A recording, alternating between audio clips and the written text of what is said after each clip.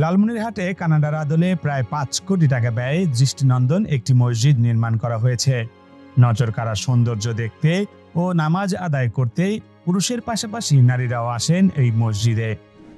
মসজিদটিতে জুমার নামাজ ছাড়াও 5 ওয়াক্ত পুরুষের পাশাপাশি নারীরাও নামাজ আদায় করতে পারবেন। নারীদের সুবিধার্থে মসজিদের 2য় তলায় করা হয়েছে নারীদের জন্য নামাজের সুব্যবস্থা। ব্যতিক্রমী এই মসজিদের নাম রাখা হয়েছে ওসমান জামে মসজিদ। এটি তৈরি করা হয়েছে লালমনিরহাট জেলার হাতীবান্ধা উপজেলার ফকিরপাড়া ইউনিয়নে। জানা গেছে কানাডিয়ান প্রবাসী শেখ রোস্তম আলীর নিজ অর্থায়নে নির্মিত হয়েছে মসজিদটি। মসজিদটি নির্মাণে ব্যয় করা হয়েছে প্রায় 5 কোটি টাকা।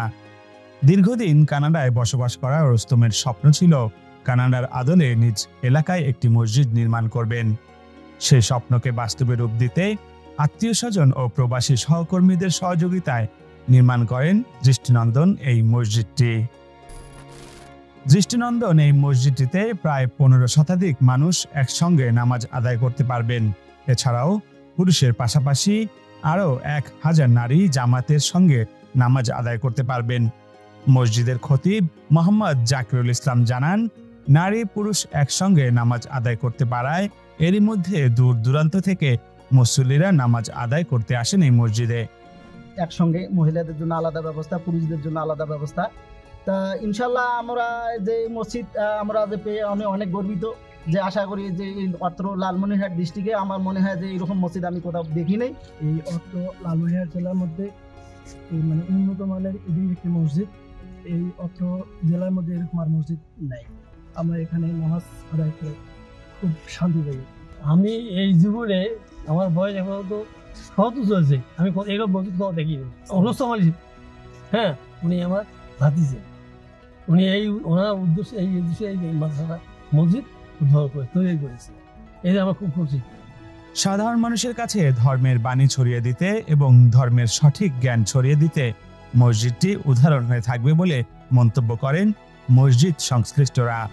এলাকারই কৃতি সন্তান কানাডা প্রবাসী ভাই রোস্তম আলী, তার নিজস্ব ব্যক্তিগত উদ্যোগে এই মসজিদটি হয়েছে। আলহামদুলিল্লাহ, এখান থেকে যাতে করে দিনের প্রচার এবং প্রসার মানুষের কাছে চলে যায়, এইটাই আমাদের চাওয়া, তাছাড়া অন্য কোনো কিছু না।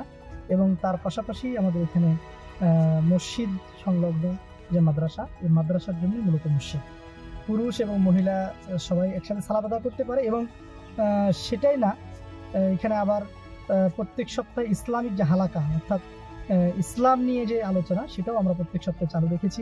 মহিলাদের জন্য আলাদাভাবে ব্যবস্থা করা আছে।